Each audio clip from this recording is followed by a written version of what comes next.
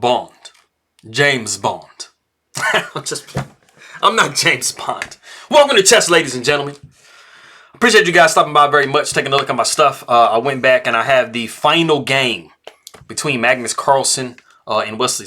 And some good news, we do have a tournament starting tomorrow. It'll be for 10 days. And it is an actual live tournament too. So they will actually be playing in Bucharest, Romania. So that's the champion. That's the Grand Chess Tour in Bucharest, Romania. So that's great news that they get back to actually playing in person again. So that should be pretty exciting. For all of my people in the Philippines, Magandang umaga. Kamusta na? Mabuhay ingat lagi to you. Masaya kang bukida kang muli. Appreciate you guys very much for stopping by and taking a look at my stuff. And anybody who is coming from Norway or who does speak Norwegian, God Morgan, hello, and Tak. Appreciate you guys very much. Good morning, and thank you for coming and taking a look at my stuff real quick. But if you guys are ready to go to check out this final game, it's kind of crazy. I was able to find some good points, some good talking points in it. So if you guys are ready to go, let's roll. All right, so we got e4, e5, knight comes to f3, knight to c6. We got bishop to c4, knight to f6, d3, bishop to c5, castles by white. We see h6 by black, and we got c3. So we have the Giuco piano and the Giuco pianissimo. So you know Giuco piano is Italian for quiet game, and Giuco pianissimo is very quiet game. But you know, as you guys know, these games are rarely ever quiet. They're usually pretty loud. So yes, getting into continuing. So we got castles by black. We got b4 by white. Bishop comes back to b6. We got a4. You know, we're trying to throw as many tempos as possible on this bishop. So we see a6. We got knight b to d2. We have d6. We have rook coming to e1. We have knight to e7. And then we have the novelty of the game, which is d4. And this is actually the most normal looking move in the position, I think.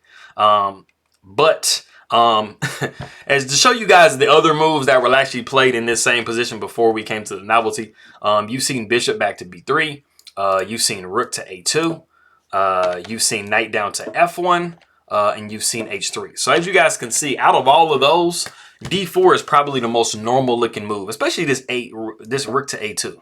It's like, man, it's crazy.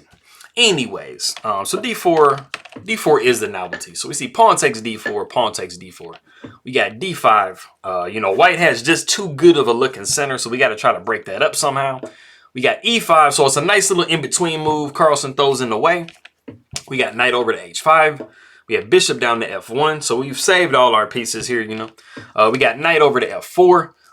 And that is kind of an annoying placement for the knight for white, because you don't want to have a piece like just right in your position like that.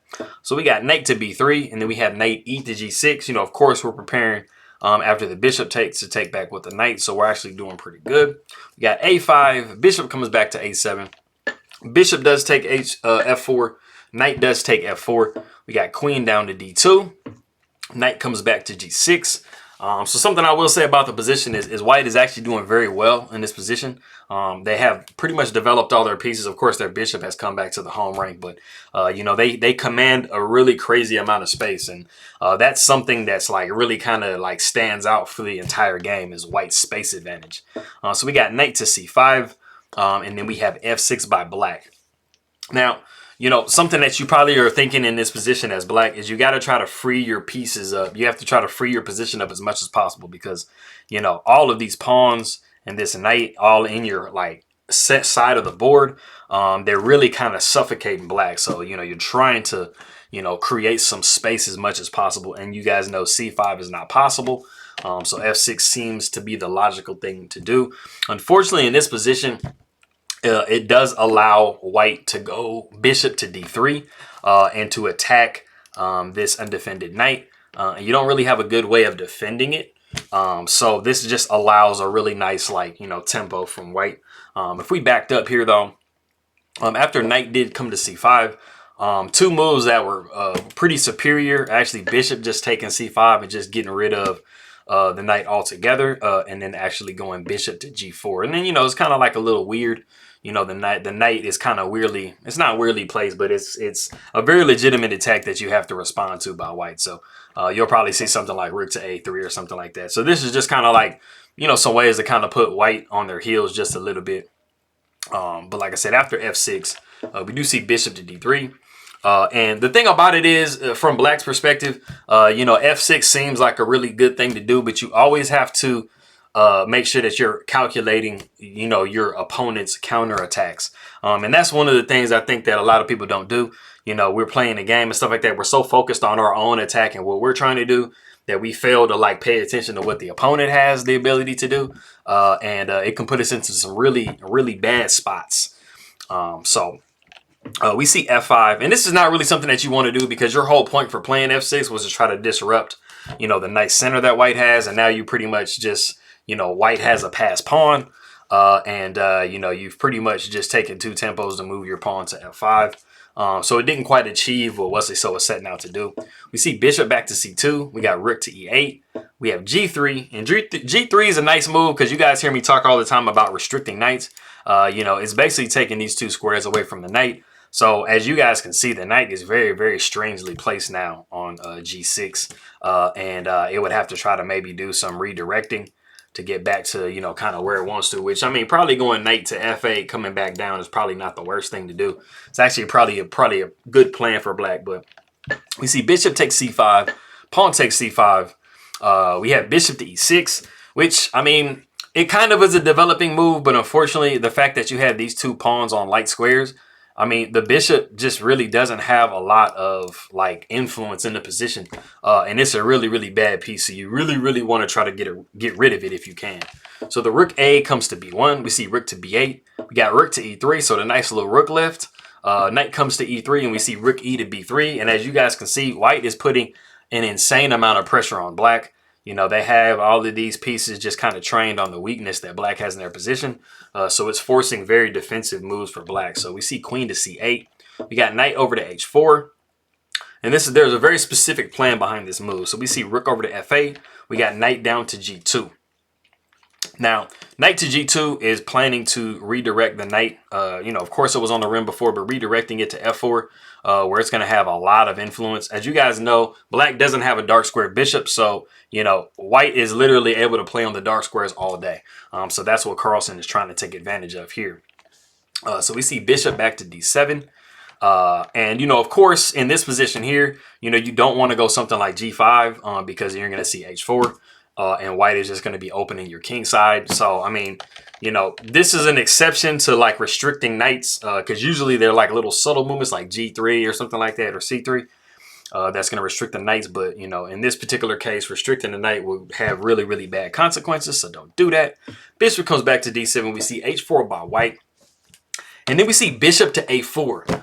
So, there is a little bit of light for Wesley So in this position, because this actually does give Wesley So the ability, like I said before, you want to try to get rid of that light square bishop because it's not doing very much for your position, and it's a really bad piece. So that's something you want to do when you're playing your own games, is try to assess, you know, what piece you have in your own position that's bad and see if there's a way that you could try to get rid of it.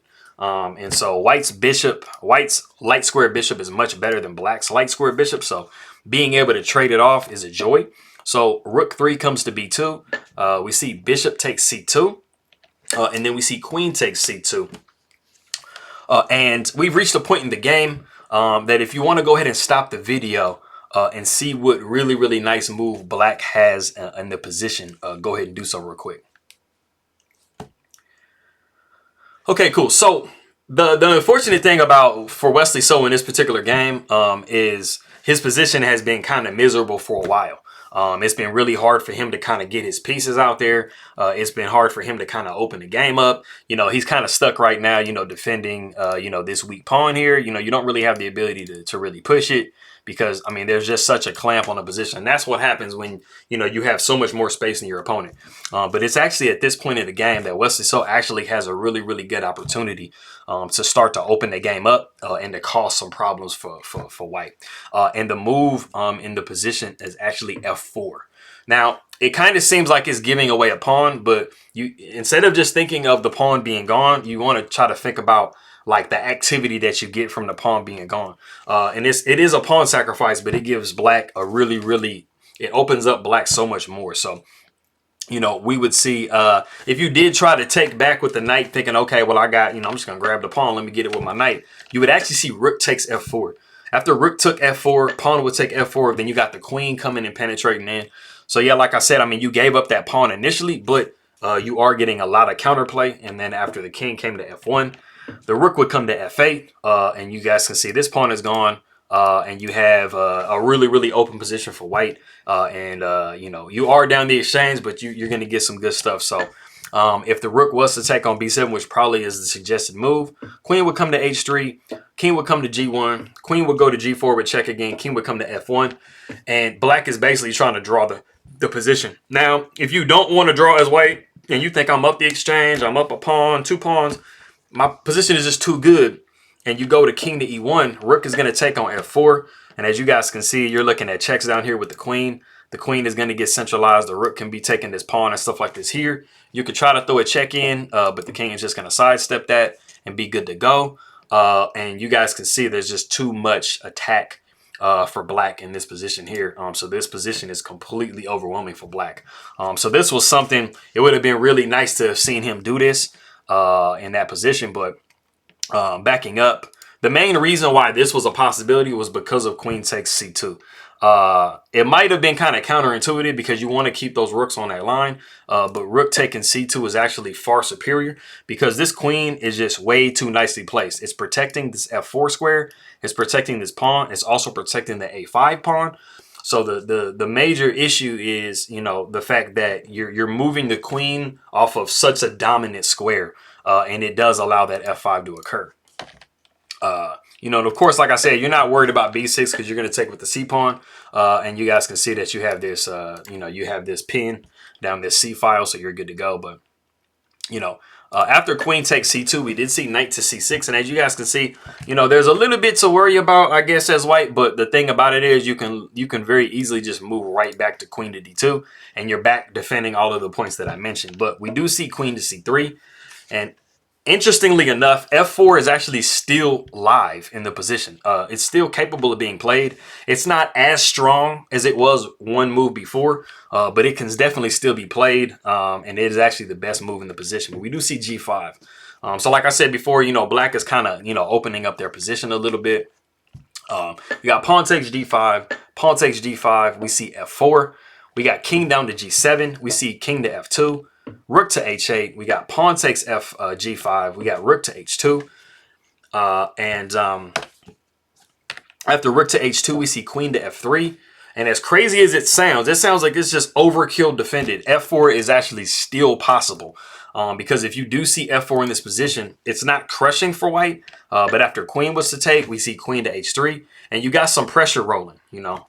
You can kind of abandon this pawn over here and start to move the rook over and stuff like that. So you do have some play. So f4, like multiple times, was definitely like a try for Wesley to, you know, kind of stay in the game and be good to go. But after queen to f3, we do see knight takes d4. But we have queen taking d5. We have knight back to c6. We have e6. Queen comes to d8. We see queen to d7 with check, so forcing the trade. We got queen taking d7, pawn taking d7, rook to d8. We got rook to d2. We got knight down to e5. We have rook taking b7, king comes to g6, and then we see rook takes c7. And it is unfortunate in this position that Wesley So does resign the game. And as you guys can see on the board, I mean, it's just really overwhelming for white. You know, there are, you know, 5 pawns to 2. You're going to get a pawn back, but I mean, you just have literally the thing, the main point in the position is this pawn here, and you can always push the pawn up here to c6 if you want to try to move your rook over to start attacking this pawn. It's just, I mean, it's just a position that you just can't win. So this did decide the tournament. So Wesley, Magnus Carlsen was very excited after he won. And I was kind of looking forward to Wesley So, you know, apologizing to Magnus Carlsen again, because he upset his birthday. He upset, I forgot what else, it was like Valentine's Day or something. He upset all kinds of stuff the past couple tournaments. So I guess it was time for Magnus to get his, you know, to get his revenge back and stuff like that. But so, like I said, that was a really interesting game. It was really interesting to see like the chances that Wesley So kind of had. I guess the plane just kind of got to him and stuff. But for all of my people in the Philippines, I think I'm getting better at these. I'm getting them a lot better. So like, let me see like where I'm at. So I have Maanyong Buntog,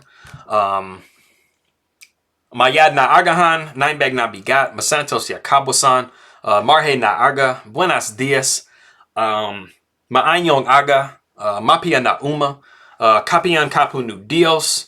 I have, let me see, I think it's Mayap a Abak. Yes, Mayap a Abak, Mayad na Aga. And I have this last one, man. Is it Mapia a guy? Yes. Mapia a guy. Okay, so I got, let me see, 3, 6, 9, 12 of them. 13. I guess so I got 13 of the Philippines languages. Those last couple were Kapampangan, Canaraya, and Maguindanao. So I'll be adding another one and stuff, but I actually pretty much got through those. So I got 13, so I just need 6 more and I'm good to go. But tack to anybody who does speak Norwegian. Appreciate you guys stopping by very much. Like I said, we got this tournament tomorrow. So I'm really looking forward to that coming up and getting some good pictures. So, you know, hopefully it's cracking and I will see y'all next time.